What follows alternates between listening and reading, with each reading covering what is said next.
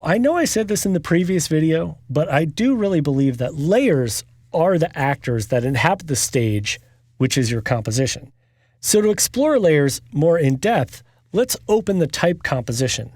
Double-click the type comp and make sure that you have type down here in your timeline. With the type tab set up, you can see I have 4 layers. And as I click on each one of these layers, you can see things changing in the comp window. So let's select this text layer. I want to point out something. When you are selecting layers in the timeline, it does have an effect as to what you see in the comp panel, but also when you open the disclosure triangle for those layers, you should notice different things for each different kind of layer. So for example, with this text layer, see I have a text option. And if I open that text option, I have path options and I have more options. Now, I'm not going to jump into all the different text things, but if you notice when you're working in the timeline, I can't see any of my other layers. If you end up with a situation like this, use the scroll wheel on your mouse to scroll up and down and roll through the different layers in your comp. I'm going to close this triangle for type because I want to select this vignette here. Now you should notice this bright yellow line that's popped up on my comp window. What this is a mask. I know the mask is applied to the layer because I can see it in the comp window. But if for some reason I couldn't, I could also open up the triangle on the vignette layer, and you notice the first option here is masks. And if I open the mask options, you see I have one mask that's applied. Let's close the vignette layer and look at layer 3. In here, notice the icon looks ridiculously familiar. Well, that's because that's the same icon we used to create our first composition. Now you can have compositions as layers. These are known as pre-compositions.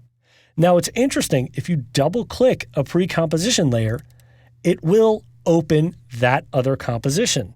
Now this is an interesting point because as you're learning the interface of After Effects, you may get thrown off by this because right here, now I'm in a completely different tab and the canvas looks different.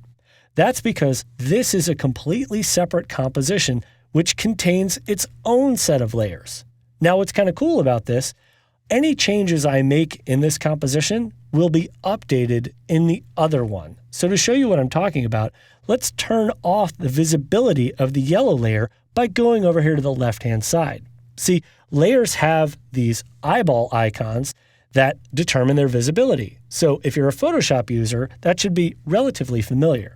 Now to jump back to the other comp, I'm just going to look for it right here in the timeline and click on the Type tab. Now notice that yellow shape is gone out of this composition. So you can switch rather quickly and easily in the timeline between different sets of layers, basically different complete compositions, just by clicking on the tabs. I know we spent a lot of time in here looking at some of the different things that layers contain, but if we move over a little bit further, you should see this effects option here. What this effects little icon stands for, it's letting me know that there is an effect that's applied to this layer. So if we open the triangle for 3, notice the very first option here is effects. So if we open that triangle, you can see I have a color balance setting and a drop shadow that's been applied. If I want to turn this effect off, I can just turn it off here on the left-hand side of the timeline. See, my drop shadow has disappeared and now it's reappeared. This isn't deleting the effect completely, it's just telling After Effects that I don't really want to have this appear in my composition. So let's turn that effect back on and close layer 3. There's one other thing I want to show you other than effects that you can apply to layers. When we select the type layer here, notice it has kind of this outer glow. Now I'm going to zoom into my canvas using my scroll wheel and press the space bar to grab my hand tool so I can move up here so you can see this a little more clearly. On the text layer, if we open up its triangle, yes, we have our text options. Let's go ahead and close that. We also have transform options, which should look pretty familiar. Let's close that for now. We'll come back to that in a quick second. Let's look at layer styles. See, layer styles are exactly what you might think they are if you're coming to After Effects from Photoshop. These are the layer styles that you would have in Photoshop. So if I open this up, you can see I have an outer glow applied, and I can turn the visibility off.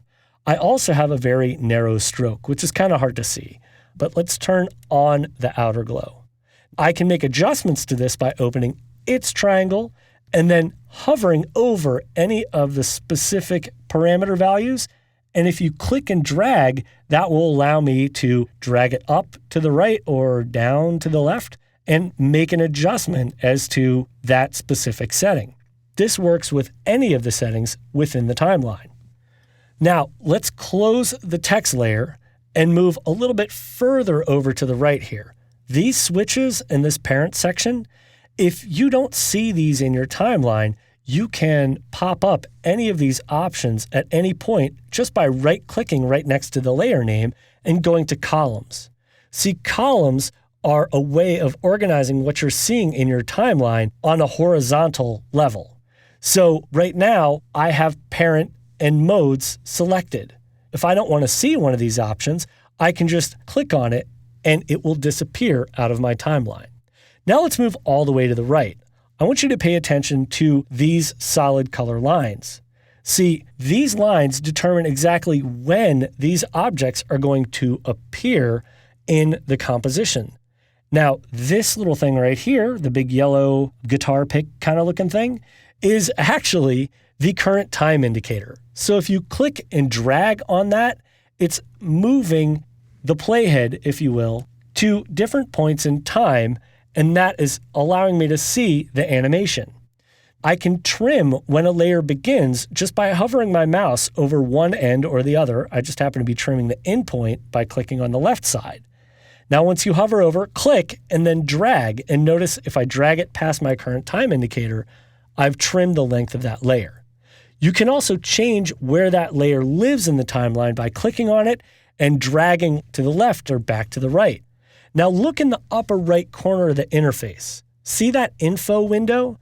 As I clicked and dragged, it gave me really important information, like when that layer is going to appear and when it's going to disappear out of my composition. So I hope you've enjoyed this little tour of layers and have a better understanding as to how the actors function on their composition stage.